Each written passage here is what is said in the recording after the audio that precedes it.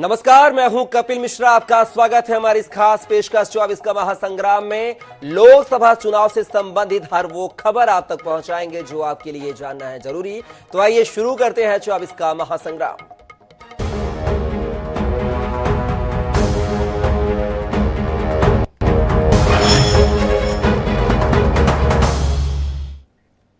लोकसभा चुनाव के बीच विवादित बयानबाजी को लेकर घिरे कांग्रेस नेता सैम पित्रोदा ने इंडियन ओवरसीज कांग्रेस के अध्यक्ष पद से बुधवार को इस्तीफा दे दिया है। दरअसल सैम पित्रोदा का एक वीडियो सामने आया था जिसमें वे कह रहे हैं कि भारत में ईस्ट के लोग चाइनीज और साउथ वाले अफ्रीकन दिखते हैं। हालांकि बयान देने के कुछ ही देर बाद कांग्रेस ने इससे किनारा कर लिया, लेकिन पीएम मोदी ने इस बयान पर नाराजगी जाहिर करते हुए कांग्रेस की सोच पर सवाल उठाए थे। सैम पित्रोदा को लेकर देखिए हमारी खास report.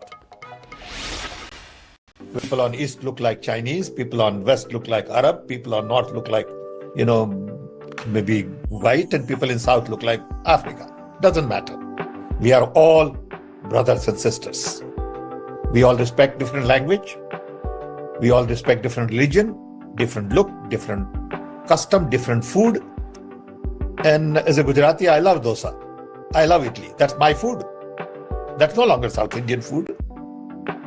Okay, that's the India I believe in. कभी कांग्रेस की मनमोहन सरकार में ज्ञान आयोग के अध्यक्ष रहे सैम पित्रोदा का ये ज्ञान कांग्रेस को ही रास नहीं आया। यही वजह है कि चुनाव की गर्मी के बीच पार्टी ने उनसे ओवरसीज कांग्रेस के अध्यक्ष पद से इस्तीफा मांग लिया। जाहिर है लोकसभा चुनाव के चौथे चरण के पहले उठे इस विवादित बयान की वजह से कांग्रेस कोई नुकसान नहीं चाहती थी, लेकिन सैम की जुबान से निकले शब्दों के तीर चल चुके थे और हमेशा की तरह पीएम मोदी ने कांग्रेस को घेरने का कोई मौका नहीं छोड़ा। पीएम नरेंद्र मोदी ने अपनी चुनावी सभाओं में पूरी कांग्रेस की सोच पर गुस्सा जाहिर किया। मैं बहुत गुस्से में हूं आज दोस्तों। मुझे कोई गाली दे, मुझे गुस्सा नहीं आता है, मैं सहन कर लेता हूं। लेकिन आज शहजादे के फिलोसोफर ने इतनी बड़ी गाली दी है जिसने मुझ में गुस्सा भर दिया है। कोई बताइए, क्या मेरे देश में चमड़ी के रंग के आधार पर लोगों की योग्यता तय होगी? क्या इस चमड़ी के रंग का खेल शहजादे को किसने इजाजत दी है? संविधान पर करके नाच वाले लोग चमड़ी रंग के आधार पर मेरे देशवासियों का अपमान कर रहे हैं। भारत में सूचना क्रांति के जनक कहे जाने वाले सैम पित्रोदा और विवादित बयानों का रिश्ता नया नहीं है। इससे पहले भी पित्रोदा कई बार अपने बयानों की वजह से कांग्रेस को कटघरे में खड़े कर चुके हैं। आइए एक नजर डालते हैं सैम के सुलगते बयानों पर। नंबर 1, विरासत टैक्स। सैम पित्रोदा ने 23 अप्रैल को भारत में अमेरिका की तरह विरासत टैक्स लगाने की बात कही। उन्होंने कहा कि अमेरिका में किसी व्यक्ति के मरने पर उसकी संपत्ति का 55% हिस्सा सरकार ले लेती है, जबकि उसके बच्चों को सिर्फ 45% हिस्सा मिलता है। भारत में इस तरह का कानून नहीं है। इस तरह के मुद्दों पर चर्चा होनी चाहिए।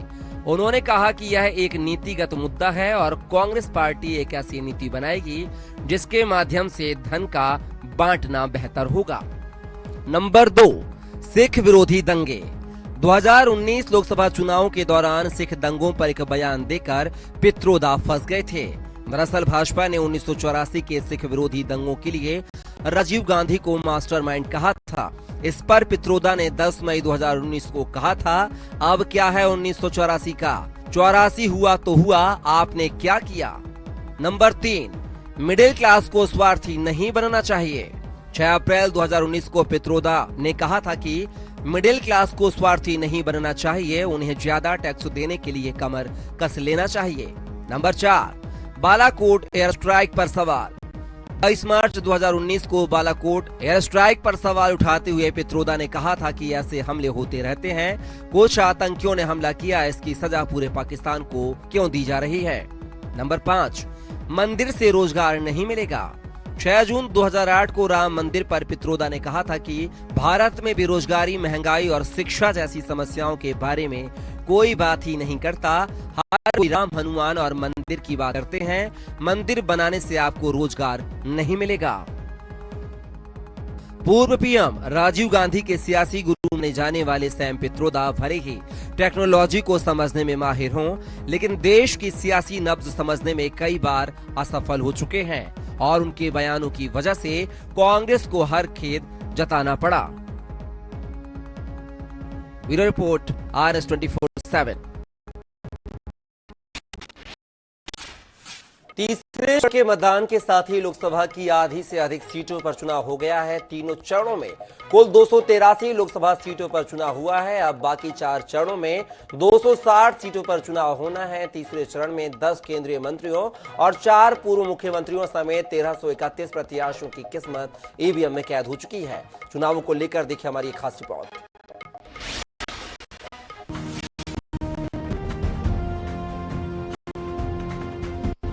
तीसरे चरण के साथ देश में आधे से अधिक लोकसभा सीटों पर चुनाव संपन्न हो चुके हैं। देश में लोकसभा की कुल 543 सीटें हैं। पहले चरण में 102, दूसरे में 88 और तीसरे चरण में 93 लोकसभा सीटों पर मतदान हो चुका है। कुल मिलाकर अब तक देश की 283 लोकसभा सीटों पर मतदान हुआ। अब बाकी 4 चरणों में कुल 260 सीटों पर मतदान होना है। तीसरे चरण में 11 राज्यों की 93 सीटों पर मतदान के साथ ही 1331 प्रत्याशियों की किस्मत ईवीएम में कैद हो गई। इनमें केंद्रीय गृह मंत्री अमित शाह, शिवराज सिंह चौहान, ज्योतिरादित्य सिंधिया, मनसुख मांडविया, पुरुषोत्तम रूपाला, प्रहलाद जोशी, SP सिंह बघेल, डिम्पल यादव, सुप्रिया शुले और कांग्रेस के दिग्गज नेता दिग्विजय सिंह शामिल हैं। आंकड़ों के मुताबिक तीसरे चरण में 67.93% मतदान रिकॉर्ड किया गया। 2019 के लोकसभा चुनाव के थर्ड फेज में 116 सीटों के लिए 68.40% वोटिंग हुई। तीसरे चरण में 81.71% के साथ सबसे ज्यादा मतदान असम में हुआ। वहीं बंगाल में 76.52% और सबसे कम 57.34% मतदान उत्तर प्रदेश में हुआ।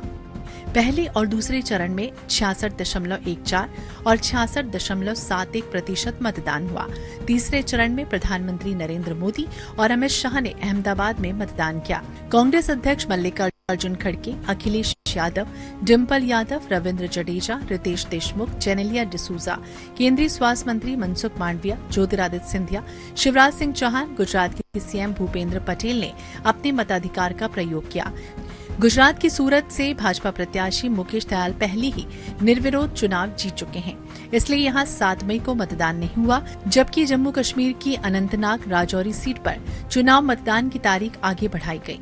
मध्य प्रदेश की बैतूल लोकसभा सीट पर बसपा प्रत्याशी के निधन के कारण 7 मई को चुनाव हुआ। तीसरे चरण में कुल 93 सीटों पर मतदान हुआ। इनमें यूपी की 10 है, महाराष्ट्र की 11, असम की 4, बिहार की 5, छत्तीसगढ़ की 7, गुजरात की 25, कर्नाटक की 14, मध्य प्रदेश की 9, पश्चिम बंगाल की 4, गोवा, दादर नगर हवेली और दमन और द्वीप की 2 सीटों पर मतदान हुआ। 2019 के चुनाव में भाजपा ने तीसरे चरण की मतदान वाली 93 सीटों में से 72 सीटों पर जीत दर्ज की। तीसरे चरण के साथ कई राज्यों में लोकसभा चुनाव खत्म हो चुका है। अब बाकी राज्यों में 13 मई, 20 मई, 25 मई और 1 जून को मतदान होगा। रिजल्ट 4 जून को आएंगे। Bureau report, INH 24/7।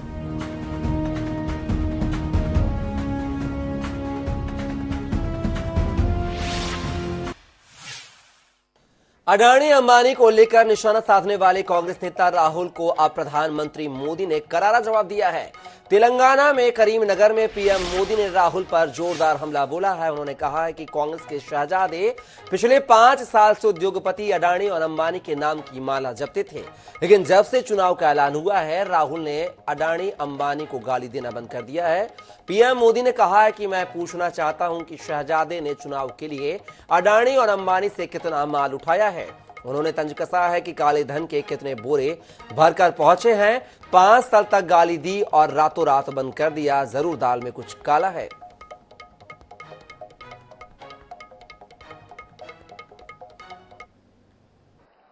पांच साल से लेकिन जब से चुनाव घोषित हुआ है, इन्होंने अंबानी अडानी को गाली देना बंद कर दिया। मैं आज तेलंगाना की धरती से पूछना चाहता हूं, जरा ये शाहजादे घोषित करें कि चुनाव में ये अंबानी अडानी से कितना माल उठाया है, काले धन के कितने बोरे भर करके रुपये मारे हैं, क्या टेम्पो भर करके नोटे कांग्रेस के लिए पहुंची है, क्या सौदा हुआ है। आपने रातों रात अंबानी अडानी इनको गाली देना बंद कर दिया। जरूर दाल में कुछ काला है। 5 साल तक अंबानी अडानी को गाली दी और रातों रात गालियां बंद हो गई। मतलब कोई न कोई चोरी का माल टेम्पो भर भर करके आपने पाया है। मध्य प्रदेश के बैतूल लोकसभा सीट के 4 पोलिंग बूथ पर दोबारा मतदान होगा। इस बारे में चुनाव आयोग ने आदेश भी जारी कर दिया है। इन बूथों पर 10 मई को दोबारा मतदान होगा। बैतूल के पोलिंग बूथ क्रमांक 275, रजापुर 276, डूडर रैयत में दोबारा मतदान होगा। इसके साथ ही 279 कुंडर रैयत और 280 चिखली माल में भी सुबह 7 बजे से शाम 6 बजे तक वोटिंग होगी। बता दें कि बैतूल जिले में मतदान कर्मियों को वापस ला रही बस में आग लग गई थी। घटना में करीब 4 ईवीएम को नुकसान हुआ है।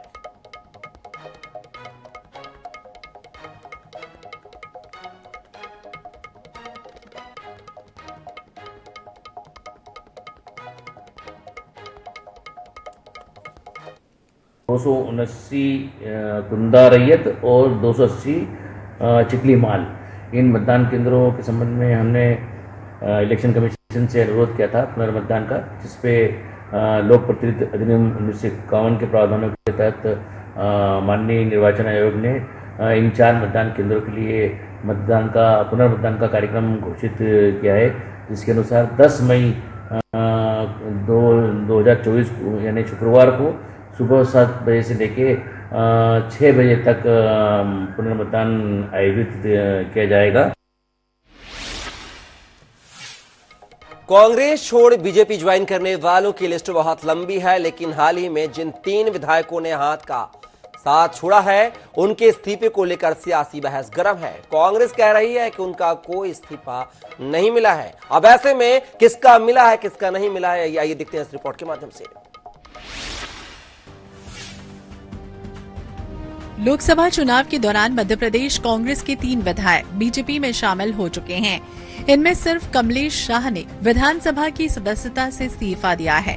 विजयपुर विधायक रामनिवास रावत और बीना विधायक निर्मला सप्रे ने अब तक विधानसभा की सदस्यता से इस्तीफा नहीं दिया। इधर कांग्रेस दल बदल करने वाले विधायकों के इस्तीफे का इंतजार कर रही है। उधर विधायक अपने नए दल के इशारे का इंतजार कर रहे हैं। भारतीय जनता पार्टी ने डर में, दबाव में, लालच में या जो भी परिस्थितियां हैं, 3 कांग्रेस विधायकों को अपनी पार्टी में शामिल कराया है और तीनों पार्टी के शामिल होने के बाद में अमरवाड़ा के विधायक कमलेश शाह द्वारा इस्तीफा दे दिया गया है। विधानसभा को सूचना दे दी गई है और मेरी जानकारी के अनुसार वहां पर वैकेंसी भी खाली हो गई है। लेकिन रामनिवास रावत और निर्मला सप्रे इन्होंने अभी तक न इस्तीफा दिया है, न किस तरह की कार्रवाई की है। निश्चित से ऐसा कि नियम है कि दल बदल का कानून लागू होता है। दल बदल अधिनियम के अंतर्गत एक नैतिकता की जिम्मेदारी बनती है। कमलेश ने बीजेपी ज्वाइन करने के साथ ही विधानसभा की सदस्यता से इस्तीफा दे दिया था। विधानसभा सचिवालय ने अमरवाड़ा सीट को रिक्त भी घोषित कर दिया।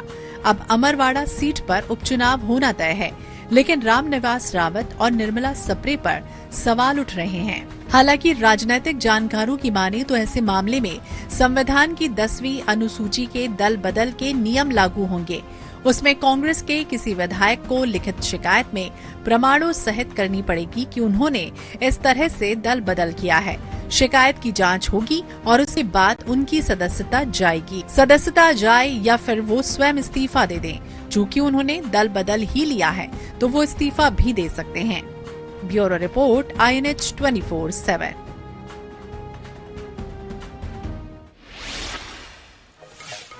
इंदौर में लोकसभा चुनाव को लेकर अलग ही माहौल नजर आ रहा है, खासकर तब जब कांग्रेस प्रत्याशी अक्षय बम ने नामांकन वापस ले लिया है और बीजेपी में चले गए।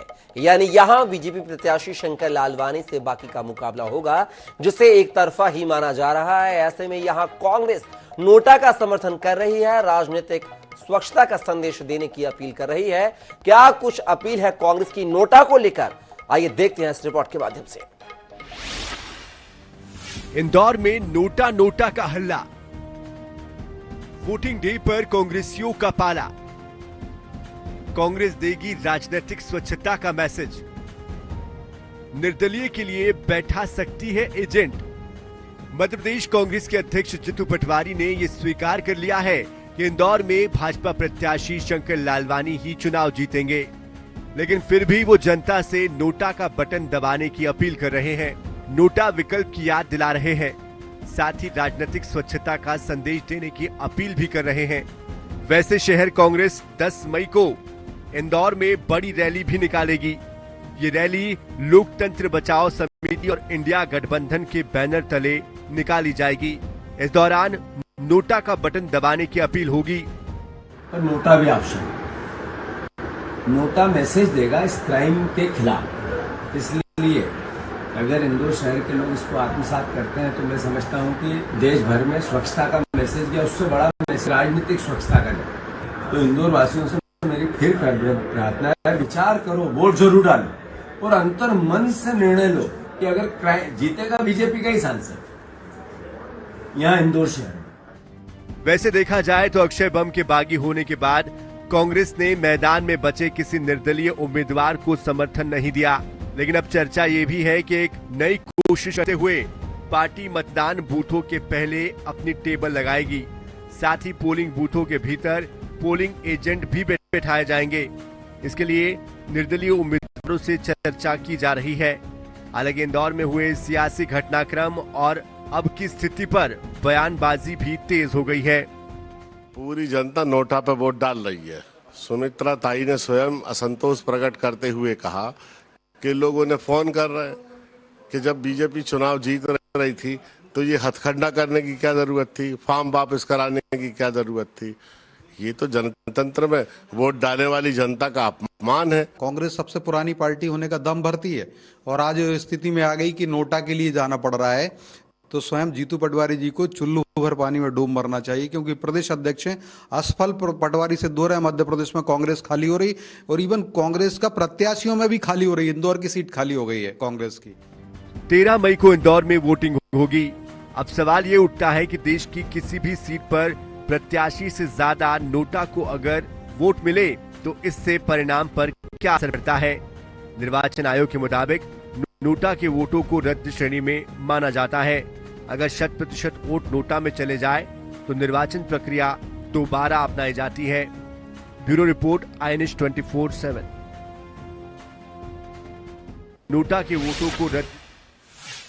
मध्य प्रदेश के मुख्य निर्वाचन अधिकारी अनुपम राजन ने तीसरे चरण में बेहतर मतदान दर्ज किए जाने का हवाला दिया है। उन्होंने कहा है कि चौथे चरण में मतदान प्रतिशत बढ़ाने का प्रयास जारी है। वहीं उन्होंने कहा है कि बैतूल में बस में आग लगने से 4 EVM मशीनें जल गई थीं, जिसकी रिपोर्ट चुनाव आयोग को भेज दी गई है। अनुपम राजन से खास बातचीत की है INH संवाददाता सनी मालवीय ने। अधिकारी अनुपम रंजन जी हमारे साथ मौजूद हैं, उनसे बात करेंगे।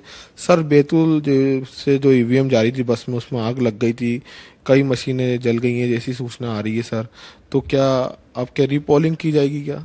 नहीं, चुनाव के बाद, मतदान के बाद एक बस में, मुल्ताई विधानसभा क्षेत्र में एक बस में 6 मतदान केंद्रों की पोलिंग पार्टियां थीं सामग्री के साथ। उस बस में मैकेनिकल कारणों से प्रथम दृष्टया ऐसा प्रतीत होता है कि उसमें आग लग गई थी। जो कर्मचारी थे हमारे, वो सभी लोगों ने किस तरह से बाहर निकल के अपनी जान बचाई, वो सभी सुरक्षित हैं। इस पूरी प्रक्रिया में 4 जो मतदान केंद्र हैं, 4 मतदान केंद्र की जो मशीनें होती हैं, कहीं बैलेट यूनिट को नुकसान पहुंचा है, किसी में कंट्रोल यूनिट को नुकसान पहुंचा, कहीं वीवीपैट जली है। तो इसकी डिटेल्ड रिपोर्ट कलेक्टर से प्राप्त हो गई है। बाकी 6 में से 2 तो सुरक्षित हैं, बिल्कुल सारी मशीनें ठीक हैं। 4 में दिक्कत है। तो जो रिपोर्ट प्राप्त हुई हम लोगों ने आयोग को भेजी है और उसके आधार आयोग से जो प्राप्त निर्देश होंगे उसके आधार पर आगे कार्रवाई की जाएगी। दूसरा ये है कि सर जो स्ट्रांग रूम में जो तीसरे चरण की जो ईवीएम मशीन है वो रख दी गई है, अब क्या कुछ सुरक्षा रहने वाली सर? सभी स्ट्रांग रूम में, न सिर्फ तीसरे चरण बल्कि फर्स्ट और सेकंड फेज में भी जब पोल्ड ईवीएम जहां रखी जाती हैं स्ट्रांग रूम में, वहां जो स्टैंडर्ड प्रोटोकॉल है आयोग के उसके हिसाब से जो सेंट्रल फोर्सेस होती हैं उनकी एक प्लाटून वहाँ पे स्टेशन होती है। सीसीटीवी कैमरे लगे होते हैं। सीसीटीवी कैमरे का एक तरह से फीड हम बाहर भी स्क्रीन पे दिखाते हैं जहाँ पे पॉलिटिकल पार्टी के लोग वहाँ देख सकते हैं, वो चाहे तो वहाँ रुक सकते हैं, उसमें भी कोई रोक नहीं है। तो लगातार उस प्रक्रिया के तहत जो स्ट्रांग रूम का प्रोटोकॉल है उसका पालन हो रहा है और मशीनें बिल्कुल सुरक्षित हैं। सर पिछले बार की मुताबिक 2019 में जो इस बार कम वोटिंग हुई है सर, तमाम जागरूकता अभियान चलेगा? कोई अभियान कभी फेल नहीं होता, ये गलत एक तरह से धारणा है। पहले 2 चरणों में 2019 की तुलना में मतदान कम हुआ है। कल जो मतदान हुआ वो लगभग उतना ही है। फाइनल फिगर अभी आ जाएंगे आज दोपहर तक, लेकिन कल शाम तक की फिगर थी, लगभग मतदान उतना ही हुआ है जितना पिछली बार हुआ था, तो उससे कम नहीं हुआ है, अच्छी बात है। बाकी प्रयास हम लोग लगातार करते रहते हैं बिना इस बात से विचलित हुए कि परिणाम क्या आ रहे हैं। चौथे चरण के लिए भी प्रयास जारी है। उम्मीद है कि चौथे चरण में भी अच्छे परिणाम प्राप्त होंगे। बहुत बहुत धन्यवाद सर। ये थे हमारे साथ मुख्य निर्वाचन अधिकारी अनुपम रंजन जी, जो बता रहे थे जिस तरह से बैतूल में जो बस में आग लगी ईवीएम जाई थी, 4 ईवीएम जलने की सूचना आई है। रिटर्निंग ऑफिसर को जो है नोटिफिकेशन जारी कर दिए, इसके आधार जो है चुनाव आयोग निर्णय लेगा। कैमरामैन हरी के साथ सनी मालविया, INH न्यूज भोपाल। फिलहाल 24 का महासंग्राम में बस इतना ही। आप बने रहिए INH 24/7 के साथ। नमस्कार।